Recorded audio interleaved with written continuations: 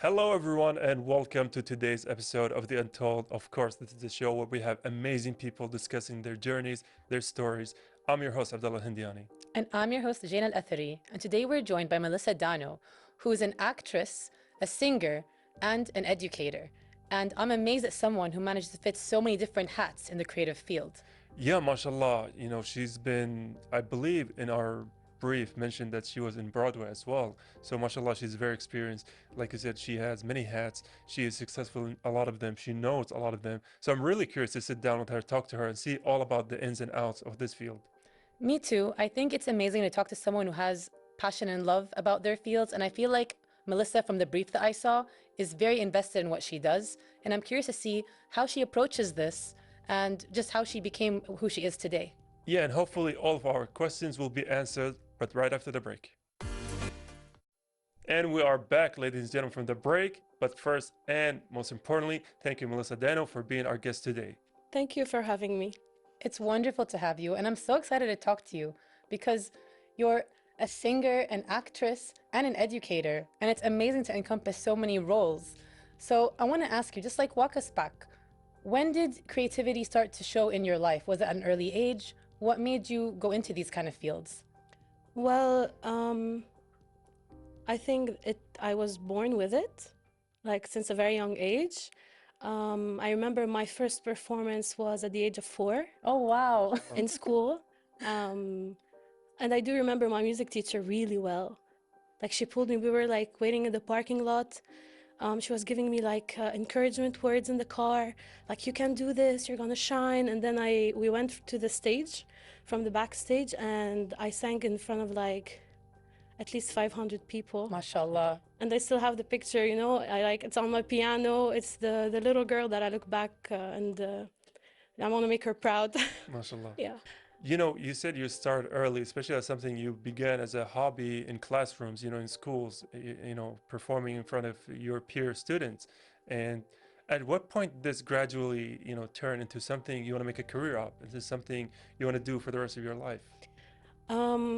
I grew with singing and acting and performing in general and dancing, and I was always like the highlight. Oh, let's bring Melissa on stage, let her perform at the school event. And then gradually when I was in high school, oddly enough, I was the first in both classes in economics. Imagine, like I was supposed to go into and study sociology, economy, and then I was like, whoa, wait, that's not my calling. I don't want this life. I want to struggle and be an artist. No, but really, I chose to follow my passion, and luckily, I was like supported by my family. Alhamdulillah. I mean, Yeah. that's amazing. I feel having family support makes such a big difference in this kind of situation. And it's funny. So do you think that your environment growing up with school and theater helped shape your passion and your career as it is? Yes, for sure. That is like a totally a yes. My dad sings. Oh, amazing. So we've always had music in the house. So I was taught piano from a young age. I was like put in singing classes. I was in choirs. I was well surrounded, and at the same time, I wasn't given like another choice. So, yeah, they were like, do what you need to do to be happy in life, and I'm here. Alhamdulillah. Yeah. Yeah. And you have, experience with Broadway and musical theater. So how did that whole experience come along? Like, how did that experience, bring you to it? Okay. That's a very interesting question because coming from Lebanon, we've had several organizations bring in Broadway camps to Lebanon. So if you want, from grade 9 up until grade 12 and my first and second year of university, I was like into Broadway camps every summer. So I was experiencing what it means to train as a Broadway artist, as a Broadway performer. And then when I went to university, I chose to do music, and then I did another bachelor's in drama, and then everything came as an avalanche. Honestly, that's so cool. Yeah. I feel like I would have loved to have been able to go to Broadway camps and stuff if we'd had them when I was growing up.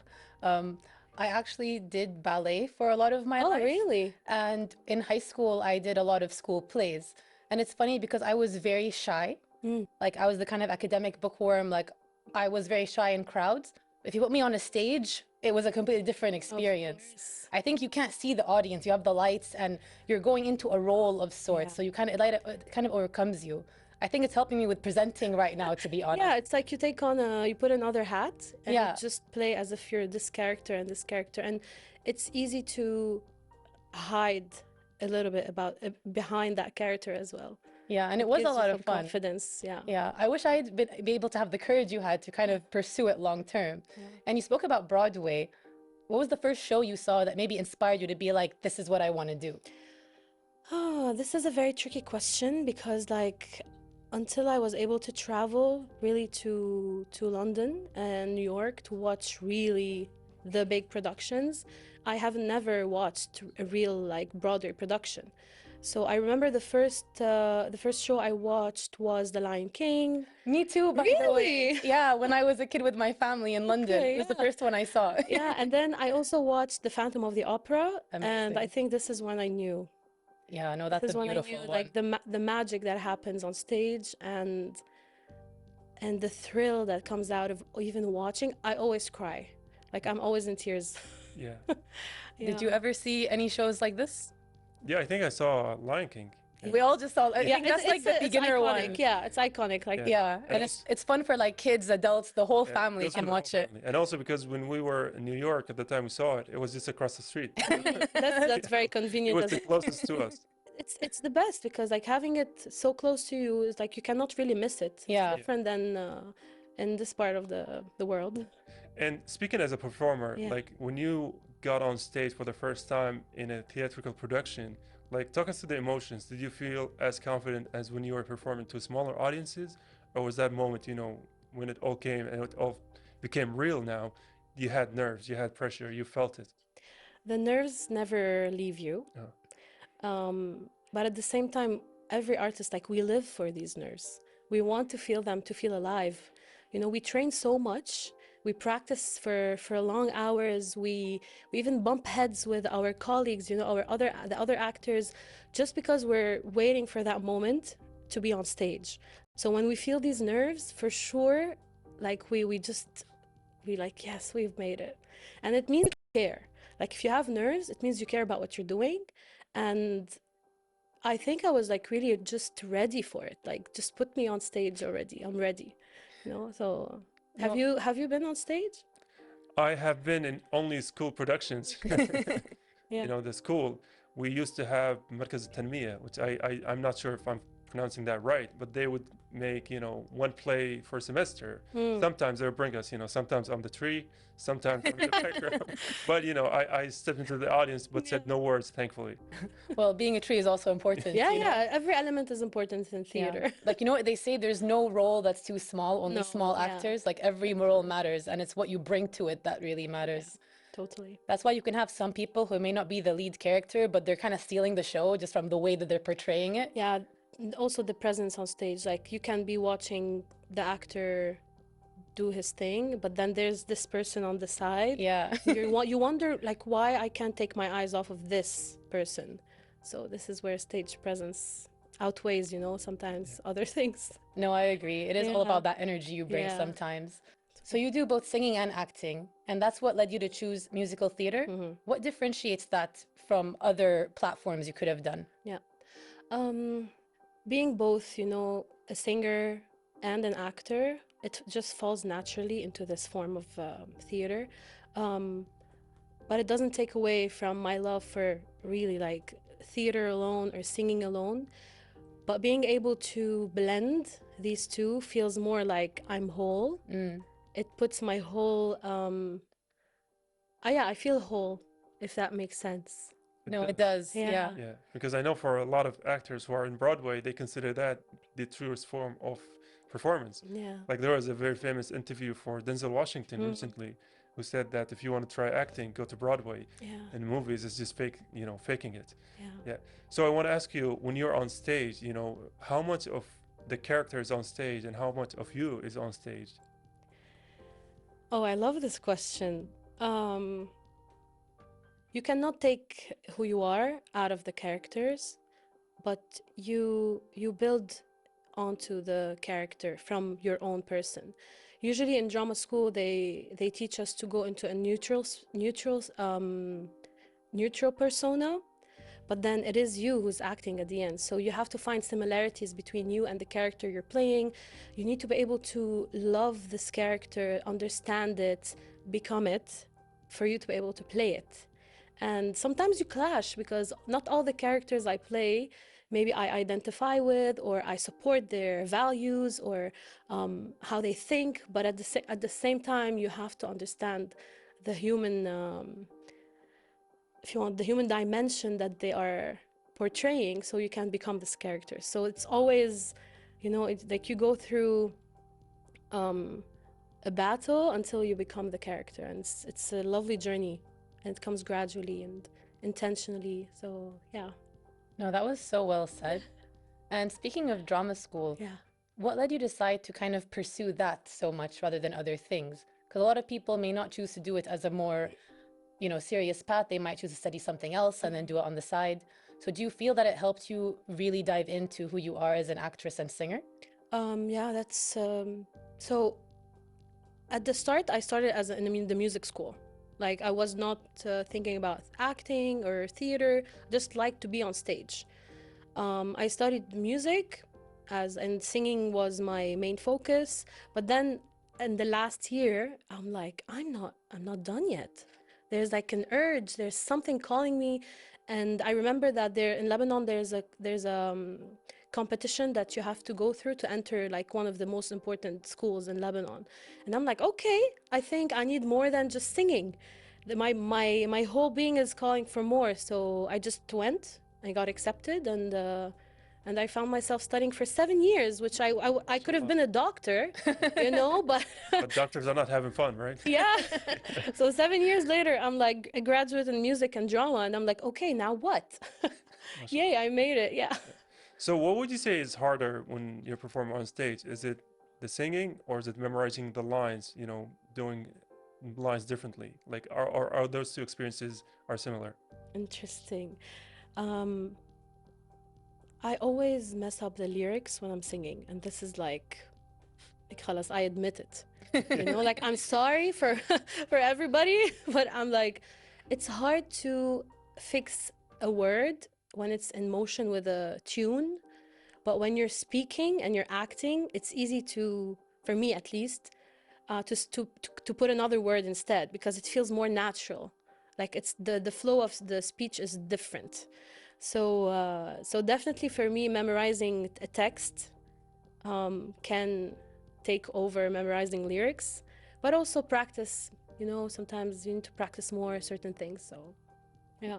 Honestly, that makes a lot of sense to Yeah. me because you're right. You can easily kind of improvise words when you're speaking in a natural way. But in singing, it's hard because of the melody and all Yeah, that. you're focusing on your breath and on your delivery and your emotions, and you know, so there are a lot of things that are Yeah, no, there's changing. like a lot going into Yeah, it. yeah. This is such an interesting subject, and I want to discuss it a bit further, but we are going to take a very quick break, and then we'll be right back. Okay. And we are back from the break, ladies and gentlemen. I do want to ask you about something because you mentioned you studied for 7 years. And so was there a moment or a time where you questioned your path, where you know, had second thoughts about what you chose in life or Well, this is something that happens almost every day.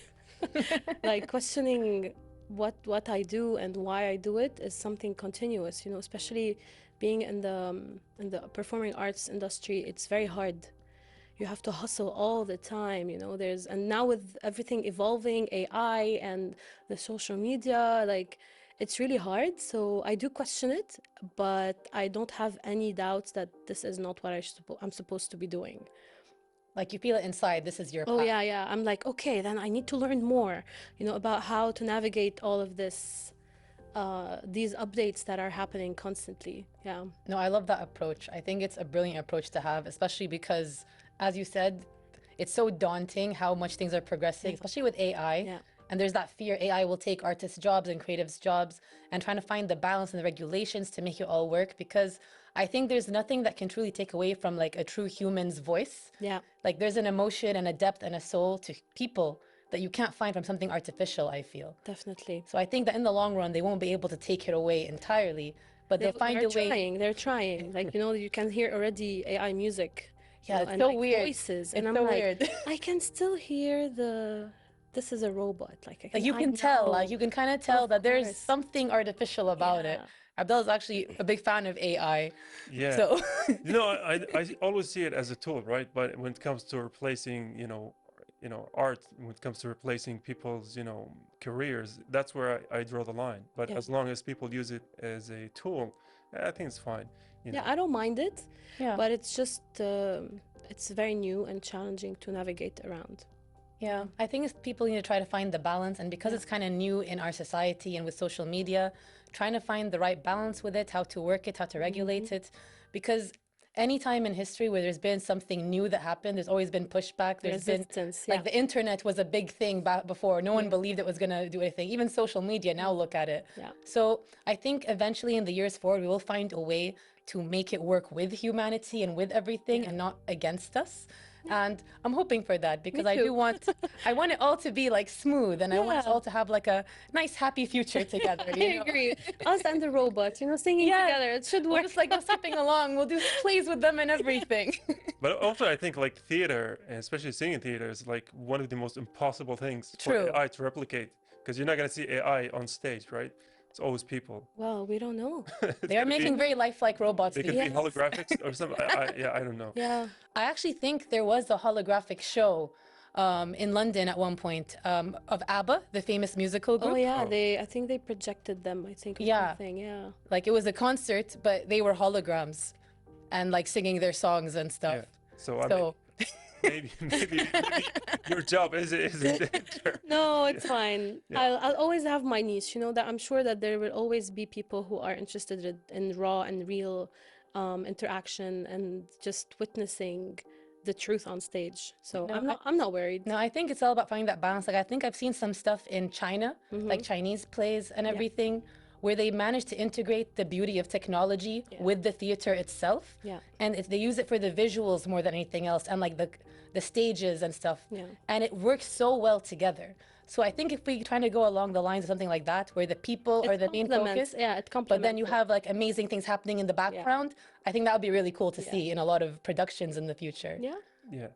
And I do want to ask you about something, because you've mentioned, you are from Lebanon, you work in Kuwait, you've been to Broadway, you've also been to the London.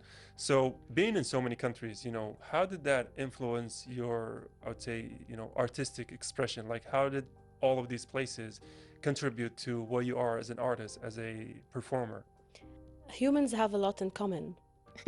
Yeah, this is the first thing that you understand when you travel and when you expose yourself to different cultures and when you work in the performing arts specifically. We have a lot in common. We all have a collective memory. We have the same desires. We want the same things. So when you work with different people and you can come together, it makes like the borders fall down, and you understand that we're bigger than the place we are born in. We are bigger than everything happening around us, and it's such a beautiful way to unite and just expand, because every culture has a different thing to offer, and it just makes it more exciting. I mean, that's a really beautiful way to put it. Yeah. And I think you're right, especially when it comes to things like the arts. They're universal throughout humanity. That's one of the things that's so important about the arts, I feel. It's been alive since forever. Yeah, it's a human necessity. Since people were just doing cave paintings and singing with their communities. Storytelling, it's in us. It's a human need, I believe, and it's a necessity for us to even continue over the years. Like this is what we carry and give to the next generations and so on. No, I agree. There's like a thing they say where, okay, obviously science and technology, all that stuff is so important. But the stuff that gets you through your days and through your darkest days, you turned to shows, performances, music. Yeah. That's what you did to feel alive, to feel your emotions, to connect with other people. So I think it's really important not to lose touch with that. Yeah, and I'm sure that everybody listens to music in the car. I'm sure everybody has a car and like they can put on their favorite song that changes their mood, like from the little detail like this to actually watching an orchestra or watching a show. It's just the way, or if you have been exposed to that or not. So Yeah. No, I agree. yeah. Yeah, and also speaking of listening to music, I know for a lot of people, you know, there is a Western music, there's Eastern music, you know, both have differences, Yeah. right? And a lot of those differences comes to scales, maqams. صح. That's the difference between our style and their style and why it sounds so different. Yeah. So where do you find yourself in that equation? Like what style do you lean more in your performances, in what you like to perform in front of audiences? My training has been in the Western styles. I started with like opera training, and then I moved into jazz, then musical theater. But I've also been influenced by Lebanon in general and the Arabic jazz. And like I can definitely blend a little bit of my background into certain songs. Or even if like I'm just improvising, I find myself leaning into the Eastern style with my background in the Western styles in terms of like technique, my voice projection and all of that. So it's just it's a delicate balance, and it depends on what is needed as well. Like if I'm singing at a wedding and they're asking for certain songs, I can deliver them, but I'm definitely not like a really like Eastern old school songs. These are not my thing, but there's definitely a flair of I mean, I feel like that flair helps keep you going. yeah, right, it's this like It gives you that like oomph a little yeah, bit, exactly, you know? yeah. I think it's great that you're able to kind of blend it together. So, did it help you kind of find your own artistic style? This is still in the search. Like I'm still searching for that, and I think an artist finds their identity just through their lived experience. So, and it continuously change. You know, this is the beauty of it. Like I don't want to say that I'm this or that. I'm always experimenting. I'm changing stuff. I'm adjusting this and that. I'm exposed to this. So my style is definitely under construction until further notice. And is there a specific play? You know, I know a lot of artists have this one project they really want to make. So for you as a musical theater performer, is there a specific play that's your, you know, it's your white whale? It's the thing you want to perform, you know, without any, if you had endless amounts of, you know, resources. Oh my. I'm definitely a Wicked fan. Oh, Yeah, like I know that I can do this, you know, and I've been just like I'm waiting for this opportunity to come to the surface. And also I think I'd love to be like a Disney princess, or Who would you know, like this is like the little girl in me is like ready to be the princess. So like come on Disney, let's go. I mean, if you get called for that, hit me up too. I Oh, yeah? also want to be a Disney princess. I'll be a tree too. I don't mind. You'll be the best friend of the princess. Yes. Oh, we'd have a great time. Wouldn't that be amazing? Honestly, it would be so nice. And I feel you. And like Wicked, I actually got to see it in London as well. too. And it was amazing. And there's something about seeing things live that hits you just differently. The music, it hits your soul. Yeah, for me, it's the appreciation of the effort that actors do. Like, I know what they're going through. Like, you know, she flew above the crowd while belting a note like effortlessly. And So I'm like, I difficult. cried. Yeah. You know, I'm like, I know what's happening with your body, with your core, with your whole being. And it's like crazy good. Yeah. Yeah, I feel like you get to see the behind the scenes because of all of your passion and your studying of this, and since you do it, whereas I would just watch it and sort of appreciate it without understanding the mechanics of all the hard work that's going into it. yeah. I mean, theater is, even if you're an audience, it's, you know, technically you are behind the scenes, right? You're seeing art in its truest fashion, in its truest form. So we are running a little bit short on time. So I do want to leave you with one last question: is that if you are in a play that has some time machine in it, right? You go back in time. What would you say to your younger self, you know, about your future self, about the path she took at that time? I want to say thank you to her. Oh, For sure, because I wouldn't be here if she didn't make her choices. And I do admire her intuition in knowing what she wants and following through. And I also want to tell her that she was very brave and that we're doing this together, because I never leave my inner child aside. She's with me on stage. She's even playing more than me, more than the adult me. You know, it's her time. When she's on stage, I'm just following after her. You know, so yeah, I'm very proud of her. Yeah, I mean, there's a saying that, people don't grow up, they grow old. Oh yeah, So we are all kind of, our inner children at some point. We're just, going with the times. yeah. I think it's great that you managed to maintain your relationship with your inner child and have her still have fun. A lot of people disregard that voice and they have to find it again later in life. Yeah. So I just think it's great that that's what you're still doing and that you're doing what you love, and that's so important. Thank you so much.